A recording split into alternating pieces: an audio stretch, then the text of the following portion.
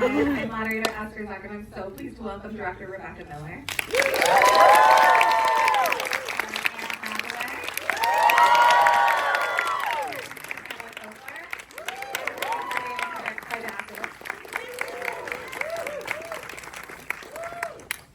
Thank you all so much for being here, and especially with the SAG agreement that you're allowed to be here, which is so wonderful to have you here. Rebecca, I wanted to start. There are all these fascinating characters in this film, and I was wondering how you started putting them all together, sort of, and weaving their stories together. Yeah, so I had a couple of stories that I knew I wanted to tell. It started with a short story that I had written about a man who's blocked, who's a novelist, who encounters a woman in a bar who changes his life, kind of. But it was a very simple story. And then I had the story of the two kids, and thinking about these two kids, what happens if they have to get married?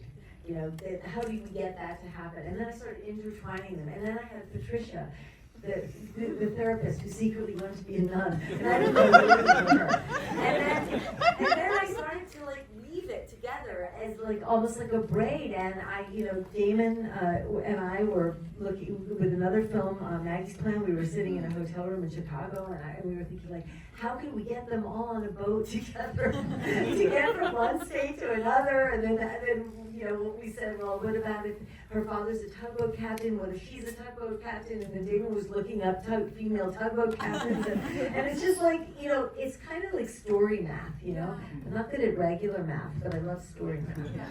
I was going to ask you how much research you did into tugboat captains and their lifestyles. A lot. I saw someone send me a picture of me on a tugboat in 2016 recently, so I've been thinking about tugboats for a long time. And I was wondering if you could talk a little bit about sort of centering yourself with this character, Patricia, the therapist that wants to be a nun, and how you sort of, once you got the script, how you sort of started to find her and find your performance of her. Well, the first thing that I did was I saw She Came to Me, written by Rebecca Miller, and I was just like, yes. I'm so happy. I wanted to work with Rebecca for a long time. And then I was inclined to like the screenplay. And then I found myself loving it. And then I found myself lost at a certain point, but I was still totally invested in everybody. And then I got to the creme block scene, and I was just like, oh, this cannot be some actress hasn't gotten her hands on this yet. This is still up for grabs. That's crazy. And then I got to the description of the last shot. And I thought, whatever it takes. Whatever it takes for this beautiful, eccentric, hard to pin down, unto itself film, whatever it takes to make Rebecca's vision come to life. I want to be a part of it. And thankfully she agreed that I could be a part of it. And then we refined Patricia together, beginning with her name. Because originally she was Pat, and then I said I thought Patricia sounded like it was a little bit more fragile. Yeah. I just thought there was something about having to say Dr. Patricia Jessup Ladem every day of your life. It seemed like it could get to be a lot after. What if you're not in the mood to say all of those syllables? And we started to play around with the idea that Patricia can never be all of herself to anyone at any given time. As long as she sort of fractures and prioritizes aspects of herself and presents them out to the world, she can get by. And everything seems really, really, really smooth. And then we played around with the idea of what happens when there's a tiny crack in that smooth surface. And in her case, what comes through the crack is this incredible, essential, mystical longing. And I don't get to play roles like that very often. At least I haven't so far. We'll see what happens in the future. But I was very drawn to it and very honored to be chosen by Rebecca to help her tell this beautiful story. Well, I was wondering if you could talk a little bit, Rebecca, about assembling the whole cast. I mean, Peter and Marissa, and obviously Anna here, but Joanna Kulig, who's wonderful in Cold War. Yeah, so we really started with Annie. She was you always need a person, and also hopefully an actor magnet, because you need somebody who's gonna I mean, I'm somewhat of one, but somebody like Eddie's a huge actor magnet, and other people will say, oh, I'll come on board then. And so, but we talked a lot about, all of us did, but I have a casting director that I've worked with for 30 years, Cindy Tolan, and she and I have been, talking with Damon and Pam, and then when Annie came on board, we talked about Marissa, and Marissa just seemed, now looking back on it, I just don't know who else could have played that part, that just seemed like so very natural. And somebody who could really be a working person, but has the sensuality and has the humor. And then Peter Dinklage, an unusual, not the first leading man that you think of in a romantic comedy, and yet, why not that? Why not have Peter take it on? I really felt that Peter could play realistically a composer, that you believed him. And then Joanna Kulig, I wanted her to be Polish, and she's like such a great actress, so I thought, let's start with Joanna Kulig and see what happens. And then she said yes, so I didn't have to go to anybody else. And the kids were auditioned, Well, Damon and Pamela, I was wondering if you could talk a little bit about sort of how you helped facilitate, bring this to life. Yeah, I think just off of the casting process, I think it's important to note all of these actors agreed to work with Rebecca before we had a deadline. Like, this is how these movies come together, is the casting process is really, it's an ensemble, it's not just one actor. We had 4 amazing actors stick with this process for a very long time while we then went into the world to pull the financing together, which I think is an extraordinary testament to the script, to Rebecca, and to committed performers who really believe in these kind of stories. So I'll let you talk about the financing part. That's so boring, but thanks for that one. And it does, the financer was amazing, I will say that, and not just because they wrote a check. They really stuck with us through the entire process, and they were really a team player. So shout out to AI and Vince Holden there. But it is a team effort, these types of movies. And I think that's part of the fun, is the collaborative nature of these films. And you do become somewhat of a family, especially when you're on set. So yeah, they're tough, but there's also a lot of joy, and there's a lot of close relationships and bonds that are formed. Well, Annie, you mentioned the Crep Block monologue, and I was wondering if you could talk a little bit about how you approached that and just doing that scene. So funny, that's Chris Gather, who's a brilliant comedian, as you're listening to it. But can you tell a little bit about where you started with that? I kind of blacked out, so let's see what I can remember.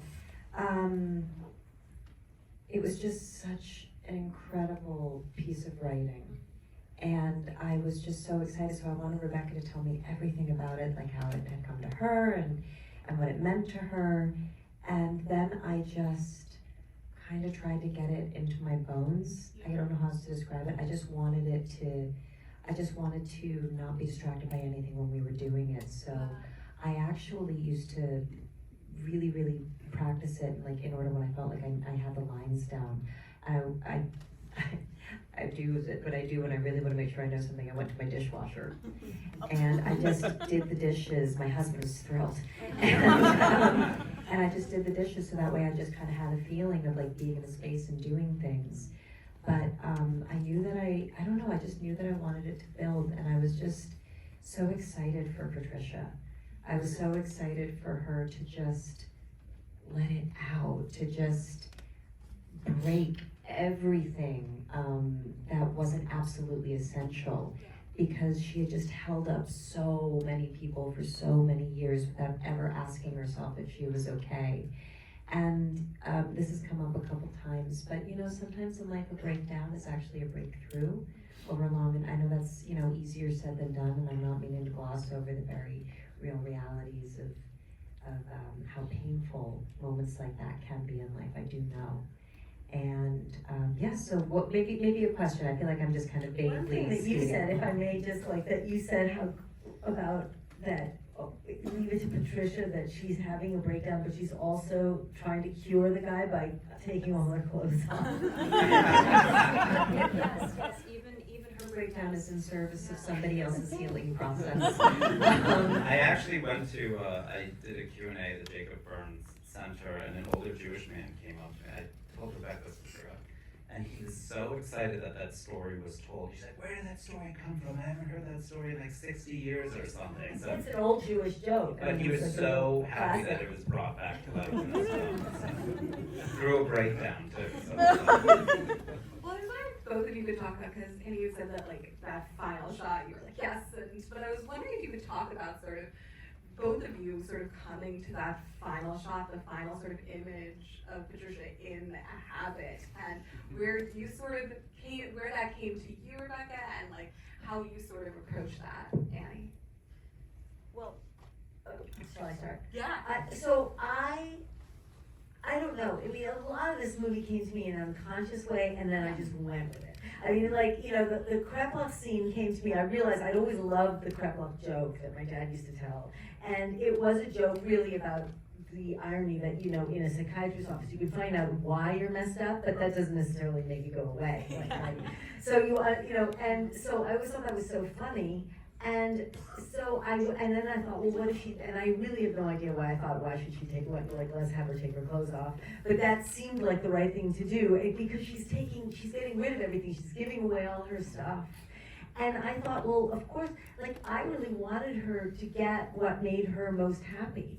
Because in a way, that the movie is kind of about that thing. There's a kind of fantasia element to the movie, you know, that it's like, you know, Midsummer Night's Dream or something, where everything comes out, everybody gets what they need. And for her, what she needs and has wanted all her life is that. And so she should have that, you know? it used to be that she ran out of the townhouse down the street naked, and then There her was son that. looks out the window and sees his mother running. Yeah, we did do that. And then we realized that wasn't necessary. I mean, it was just too much. You got it. How did you think about like that final image of her watching the opera in the habit? Well, you know, I always like film shots, performances in which you can imagine several plausible realities all at the same time. And so I liked the version where everything fell in line for her the way she kind of had hoped it was, and she got accepted into Sisterhood. This is a year later, and you know, she met all the criteria. But also, there was another one where she didn't. And she just likes dressing like a nun.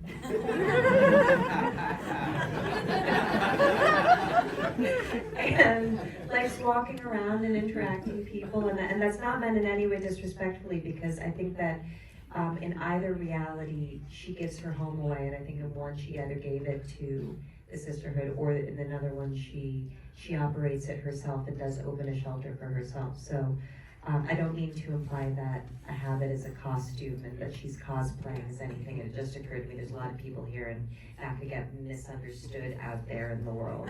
And so I'm not meaning any disrespect by that. It was just something that occurred to me while I was filming it that made me happy for that individual, very pure-hearted, wonderful, imaginary person. Rebecca, I really wanted to ask you about the music and recruiting Bryce Dessner to work on it, and how you sort of saw the score and the opera functioning in the story. Bryce Dessner came on, you know, really early, of course, and he needed to write those two opera scenes in advance, and he created this amazing. You know, I really wanted somebody who really did write opera and really did write modern concert music, so that it would be for real, you know, and not like a pastiche, which could have happened with a, you know, regular, you know, film composer. And he created this amazing, and the two things had to be very different. Like the first one is sort of jangly and powerful and like and then the second one is sort of lyrical and almost functions like a song. And he had written these two things ahead of time. I mean, he's a brilliant talent, you know. And then we had to pre-record it, even though we actually ended up using a lot of live music, a lot of the live singing in it. We used a lot of the live singing, but we had to have it for insurance. And then, you know, the other part, I really wanted a piano score. I always thought that Katia Laback was like a great pianist, and a really dear friend of mine could play that score, and you can really feel her emotion in that score. And so the whole thing was just very handmade and very personal. Or like the connection between us ended up being very personal and, you know, really remarkable. And then of course the Bruce Springsteen. Yeah, that was the follow-up. Well, that really happened because Bryce and I talked and we allowed ourselves the way you do to dream. Like, well, if we had anybody, we would have Bruce Springsteen do the final song for the epilogue, what I thought was the epilogue. And because I knew him a little bit and had a song of his in Dancing in the Dark in Maggie's Plan, there was the inn with his people, and I sent it to them, the movie, and he watched it with Patty, and to my I was driving back from Ohio on a miserable day, and they called, and they said how much they loved it, and he said, let me see what happens, and 3 days later he sent me the demo of that amazing song. So By text, Rebecca. No, wasn't it by, did he text it to you? it says, text me the song. Oh, yeah, no, I think he did send me, yeah. I mean, we talked on the phone and then he texted me the song, yeah. What he had written. And he had it Text written, ever. The best text ever. he had it written in like a year, right? Yeah, that's what he said. He hadn't been writing for a long time in this. It's sort of the same story as Stephen, like that suddenly, whatever, the encounter with it, and he was very taken, especially with the character of Katrina and her storyline, and that, of course, that's what the song's about. That's one of my favorite things about the movie that I love so much is that concept that it's never too late. And that's, I love hearing that. And some people who are very close to me are here and they were telling me how moved they just were by the movie. And I just love that. And I just wanted to mention that in this setting, that it's a theme that really resonates with me. And it's, the process of watching the people who connect to this film connect to it so deeply has been incredibly moving to me, and I'm really proud that you were able to send this movie to Bruce Springsteen. He connected with it enough to write a song. I know. All from her head. That's crazy. Well, I wanted to ask, we have to wrap up soon, but I wanted to ask about that tone and sort of finding it, the sort of mix of the very funny and the fantastical and the wistful and the sad, and how you sort of thought about both in performance and in writing and directing, balancing all of that. Well, I mean, I have to say, I do think it's a very difficult tone, and that's why you need really the best possible actors to play this. And Annie is a person who has immense emotional, heft inside of her and can create all this emotion, but she also is a great comedian and also understands subtle shifts and how to bend tone. Because you're asking the audience also to always to see because isn't life also absurd and funny and then really sad and then kind of hilarious and then, really alienating and weird. And it's like riding life. That's what I'm trying to do in a weird way, even though in some ways, Annie described it brilliantly recently as a kind of a 5-act opera instead of a 3-act play, kind of. And I think that's a great way of talking about the structure. But I would say that I just wanted something that was as various as life, and looking at, but with a kind of a lighter lens, looking at life through a lighter lens, but still embracing the pathos of life too. But I'd love to hear how you did it. Oh, I mean, you know how I did it. I listened to you. But also, I really, what you just said really resonated with me about life is so many things all at the same time. And two different people see the same thing two completely different ways. So somebody might see tragedy in something, and somebody else might say there's just something innately humorous to me or ridiculous about this. And I love that this movie is not reaching for jokes, but has a sense of humor. And also in the case of Patricia, she has no sense of humor, which I find really funny. And I think it's a great opportunity for humor, and kind of the same thing with Stephen. And then you have someone like Peter who has a fantastic sense of humor in real life and really knows his way around a joke. And there are two people who, especially the characters, Peter and I talked a lot about developing anti-chemistry. And we were like, how do we have two people and you totally understand that they make enough space for each other, that they feel safe for each other in all of their, just kind of idiosyncratic beingness, and they don't actually ask that much of each other, and they just kind of let each other, there's sort of a lack of friction between the two of them. And we were like, how do we make that fun to watch when you're watching two people who really don't do much together. And then we also wanted it to be, obviously a counterpoint with Katrina, who comes in and on the surface looks a lot messier and different, but they have so much chemistry. And so I just felt within that setup of two people respecting each other so completely that they can't spark anything. I thought that was just a great opportunity. And then, I don't know, my thing about life is like, you don't have to work very hard for sad moments to find you. They just do. And however you feel about yourself, however you feel about other things, there are certain inescapable, devastating, sad things that happen in life. So if you have a chance to crack a joke or look at things lightly in the interim of those sad parts, I think you should take it. I think you should, and I try to. And I was very happy to be in a movie that was ambitious enough to acknowledge that life is both and often in between. Well, thank you so much, and thank you all so much.